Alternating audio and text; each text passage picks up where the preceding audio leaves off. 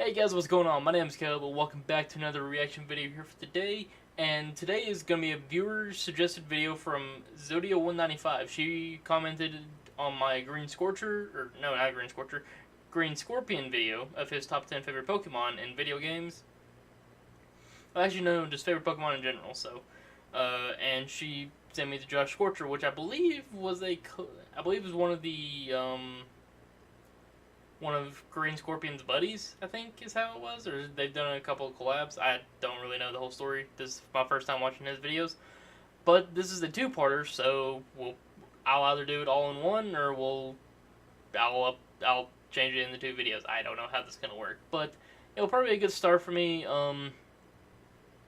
Sorry I haven't really done too many of these in a while. Sorry I haven't really done much recording-wise in a while. I mean, I'll have some stuff coming out, but I mean, it's a lot of stuff's going on. I probably need to do a proper update video to talk about some of this. Just talk about what I'm kind of going through right now. So, but anyways, let me go ahead and just nick that in the bud. Get that out of here for right now. I'll save that for a different video.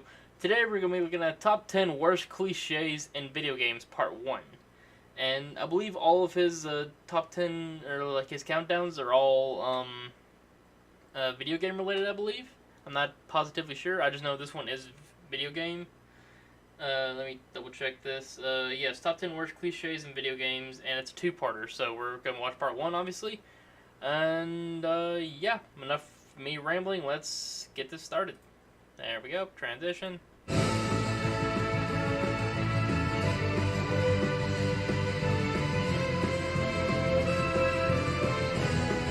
gonna turn that down a little bit.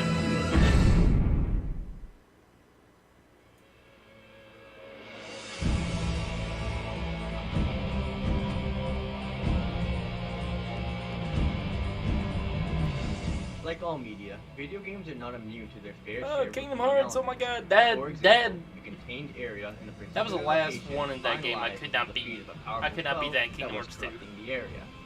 Some of these are standard to the medium. But then there are these things. Tropes so thin and contrite that you can see them from a mile away and yet are still found all the time. This is a list dedicated to the most stupid of them. The ones that make you want to turn off the game in disgust as soon as you see them. The top 15 worst cliches in gaming. I remember this. For this list, the cliches must only be found in video games, so things like amnesia are exempt. We also feel we should say this. Everything on this list has been done right at one point or another. However, for the most part, they are not, which is why we hate them so much. So, with all that said, let's get started. Yep. The Chaos Theater. Nice. Chewie the Fire Joker. Nice. Okay. I appreciate the work on the intro there. Number 15.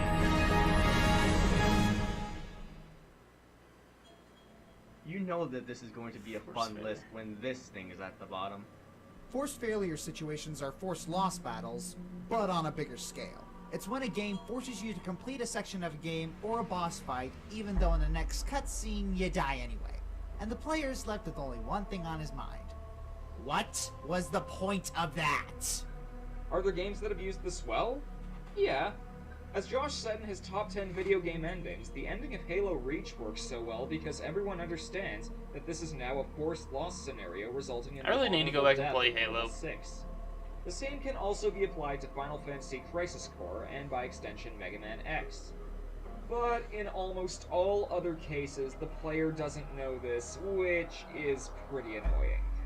A great example of this from FPS games would have to be the No Russian from Modern Warfare 2. You fight through waves of hard-to-beat SWAT teams in the second leg of this mission, especially if you don't want to kill them, and are greeted with Makarov shooting you and leaving you for dead. Question: would it have made any difference if I died during the shootout? Which I did. A lot. This also happens in Modern Warfare a few times, but key one would have to be the mission where you're trying to corner Zakhaev's son. You can shoot and kill him in the street and get a game over, or corner him to the top of a building where he shoots himself in the face. There is also one from Battlefield 3, which attempts to rip off Halo Reach's ending but fails. While in Halo Reach, you know you can't survive, and this is just showcasing an honorable way to go down fighting. In Battlefield 3, you were given a faint glimmer of hope by them saying you'll be rescued in 15 minutes. It is impossible. So we ask you, why instill us with these pointless hopes?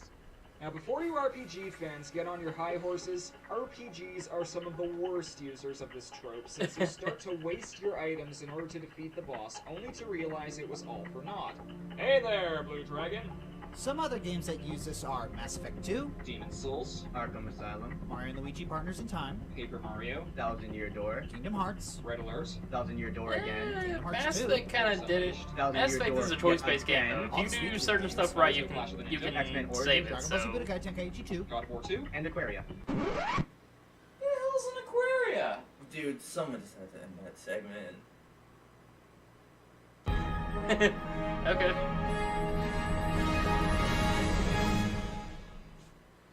Luck-based events may keep things spicy and interesting, but when it's the difference between winning and losing, it can be very frustrating. I'm sure we've all faced that one boss that in order to win against it, you have to pray to Lady Luck herself that it doesn't use a particular move. Jasper Bat Jr., the Boost Garden, Demix. There are even games Yeah. based around such events. I remember that. Like Mario Party. I remember that a While lot. we love this series, some of the stuff in it ticks us off. Some of the mini games are decided by luck alone, which is completely ridiculous. And there's also the game guide, who takes all your coins if you land on one of his spaces, and forces you to bet them all on the game you have less than a 50% chance of winning. But one of the worst offenders is most of the Pokemon series. Now, don't get us wrong, we love Pokemon. When it isn't constantly kicking us in the nuts. Ever got that warm, fuzzy feeling when you accidentally fainted a Pokemon with a critical hit that you desperately wanted to catch? And I'm sure we're all well aware of the sheer fun we had searching the planet for those legendary dogs, seeing as every time you entered a new city or route, they moved to the other side of the bloody planet. Or even one of the series' core concepts. Catching Pokemon, while incredibly satisfying, is one of the most frustrating gameplay mechanics in gaming history. It is, yes. Yes. 2. Yes. Yes. Yep.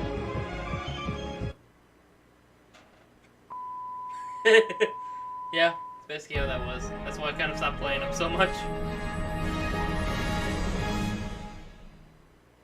Rapid input sequences, or button mashing, are used during sequences of panic or high-speed action. Oh, the button message. And while that might help with the immersion somewhat, it kind of breaks down with the physical injury involved to do them.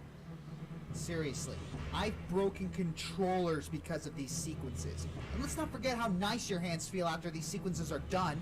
I've gotten burns, freaking burns, from playing Mario Party. Okay, but that's There are Mario whole Party. games that have you press the same button over. Mario and Party's over, just an asshole. Like Dynasty Warriors. Say what? Dynasty Warriors with the button masher. I am going to kill you. You son of a... Nice.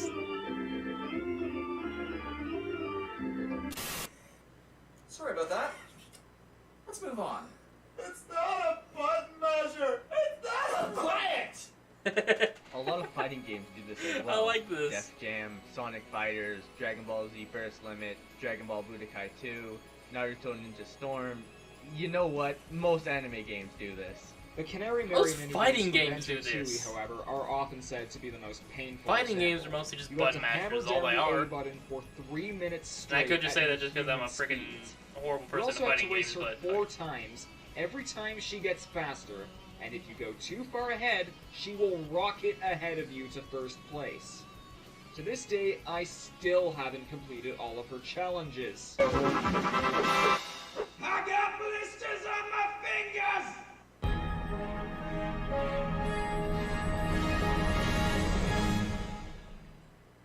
Cover systems have spread like cancer to pretty much every third-person game out there. And while some games use them well, for the most part they're completely unneeded. Cover systems are not realistic, impractical, and unnecessary for most games. If you played one cover system, you may as well have played them all. And the battles are so predictable, too. I mean, there's so many of them, you can make a guide out of them. Which we have, in fact. We did. The official guide to cover systems. Step 1. Duck behind wall. Step 2. Focus on enemy. Step 3. Wait for enemy to show its head. Be patient as this part usually takes a long time. Step 4. Get perfect headshot. Step 5. Move to next wall. Repeat steps 1 through 5 until all enemies are eliminated. I don't know. I really don't mind them. But it's so unrealistic. I mean, getting a perfect headshot without seeing him at all the moment he pokes his head out, that's stupid. How the hell would you know? Why don't you join the actual army and find out? Alex, number transition. Number transition. Number transition.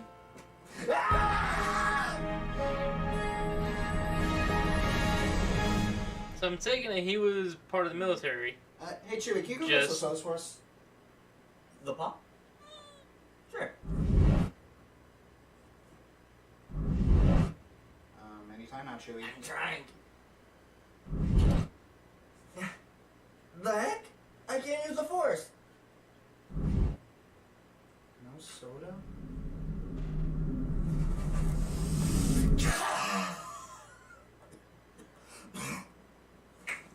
The heck? What's going on?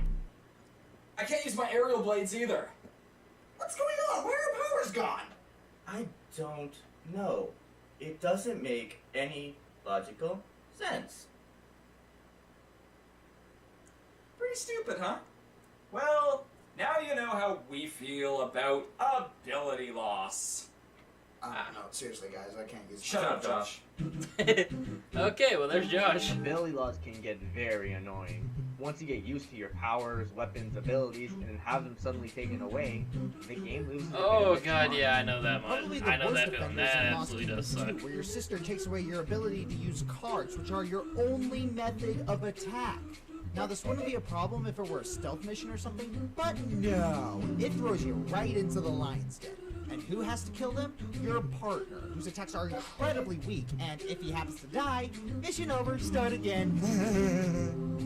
Granted, this sort of situation can be interesting if it's an optional and or temporary mission like in Fable, Skyrim, or even Wind Waker. Or taking away abilities to truly test the player's skill without crutches like in Super Mario Sunshine. But permanently taking away our powers at the beginning of the game after we get used to having all these cool abilities is totally pointless. And don't give us that crap of giving us a taste of what's to come. It's just a major buzzkill and there's no excuse for it. See also Castlevania Symphony of the Night.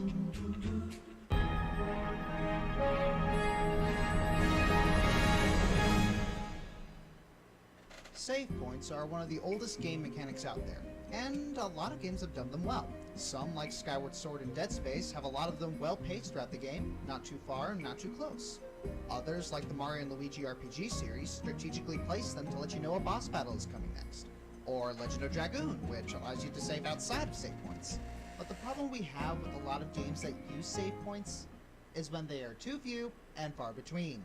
Save points have been used well before, but for the most part, they're just an unnecessary inconvenience. This is especially irritating in the Metroid series, where if you want to stop playing, you're forced to travel halfway across the map to find a save station. Hell, most Metroidvanias like Symphony of the Night are guilty of this trope as well. This is also one of the numerous reasons why I hate Pokemon Colosseum. The game didn't waste my time enough? No, it has to throw in save That's one of the points most as annoying well. things about Mass The biggest Effect. offender, If anybody however, knows is about my Resident Mass Effect Evil, series, with some very last unnerving episode should be spacing coming out and type next week? The earlier Final Fantasies utilized That was the save time I'm points recording as well, this, I should say. particularly Final Fantasy III. Yeah, The you gotta actual one, save. where the daunting lack of them will be the You bane gotta of save. your sanity. Not to mention other big offenders like Yu-Gi-Oh! Reshape the Dark Being with its single save point, Harry Potter Chamber of Secrets for the GBA that likes to mix stealth missions Mass and Effect no save sucked. points, and Neopets and Darkest Fairy Okay, come on, which has Mass to be Effect. scattered around the entire map. Now, Mass Effect didn't exactly have a proper save point. It just had, like, autosave moments, but it autosaved like a motherfucker. it sucked. You could go through a 30-minute mission, die, and then it send you back to 30 minutes ago. ago. Hatred for a certain type of level. Some gamers hate ice levels, some gamers hate space levels, and some gamers hate lava levels. However, the general consensus is that the water level is the worst. Water levels are unavoidable. Yeah, Water is one water of the levels Earth's suck. natural forces, and its classification as a classical Water element by many levels cultures fucking lends suck. itself to a fountain of creative ideas. The thing is, most gamers I don't appreciate the treat Donkey Kong themselves for their Country iconography. underwater soundtrack they use It's in more this. what they do to the mechanics. I appreciate that. That is Most of the fucking time, cool. water levels alter gravity and reduce speed, leading to a completely foreign system that's difficult to get used to. This is especially frustrating when enemies can move freely in the water while you have to cope with the restricted movement. In the Metroid games, they will usually place this kind of situation at least once before you get the gravity suit. Another common trait for water levels is to introduce a breath meter. While some games make sure to give you plenty of time to get I'm out sorry, of it's the been water such a before long you time drown, since I've heard like there are the Donkey some Kong levels, Country like the combination from Conquer underwater Bad Verde, music that give you next that it's to honestly none. kind of soothing. And there are some that are just poorly designed. Everyone knows of the infamous Water Temple, which wasn't technically bad per se, it was just repetitive and long. Or Banjo-Tooie's Lord Wu Fak Fak, in which the developers didn't realize that slow turning speeds and a speedy enemy aren't very conducive to a good boss fight. And there are some that just completely change the core gameplay for this segment only. The underwater level from TMNT with that green seaweed, or Atlantica. Swing the squirrel, dance and we'll play now. It's very easy, come on in, just take a chance and shake a feet. Wait, why are we killing water with fire? Yeah, that makes no sense. Okay. A lot of gamers see cutscenes as gameplay breaks or an attaboy for getting past certain segments. And what's their first instinct? Place the controller down and watch the cinematics unfold. And then what happens when the QuickTime event appears? The game brutally punishes them for not knowing better. Now, to be fair, this has been done right on a few occasions. In Kingdom Hearts 2, the QuickTime events are there just to make the battles a little easier.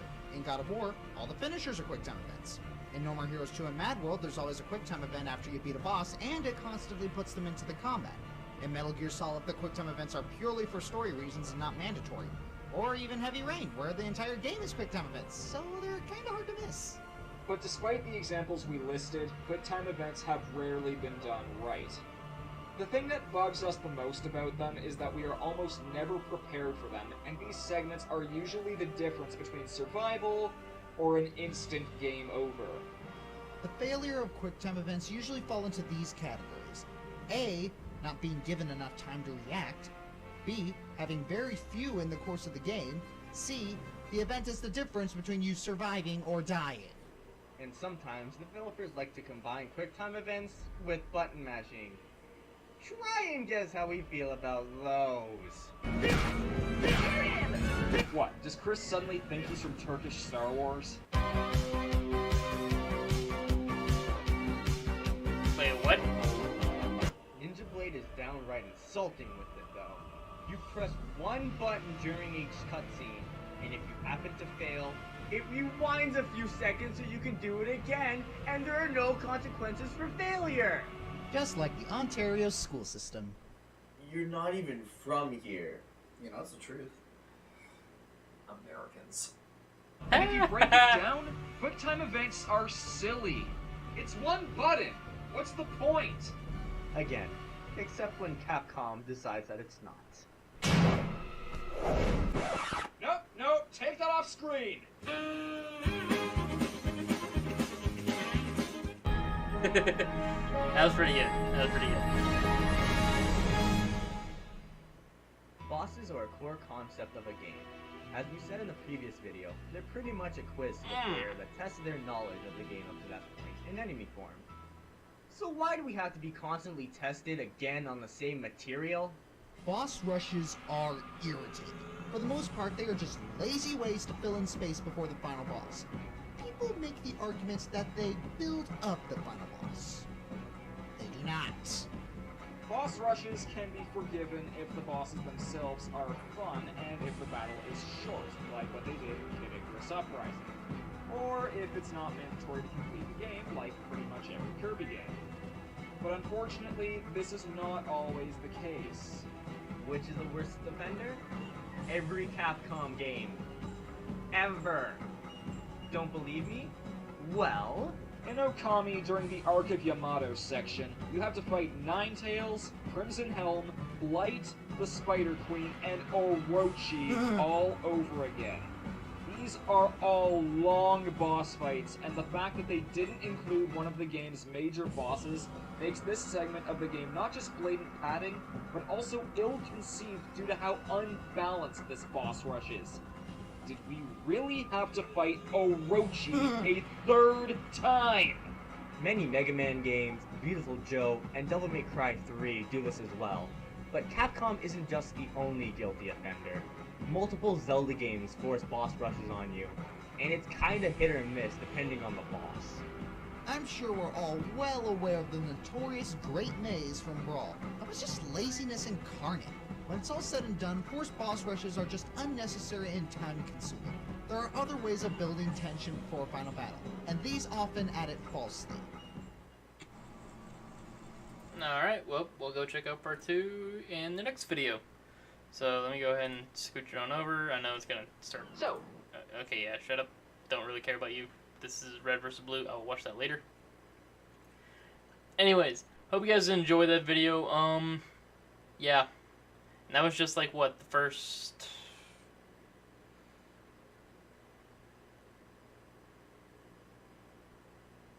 Math.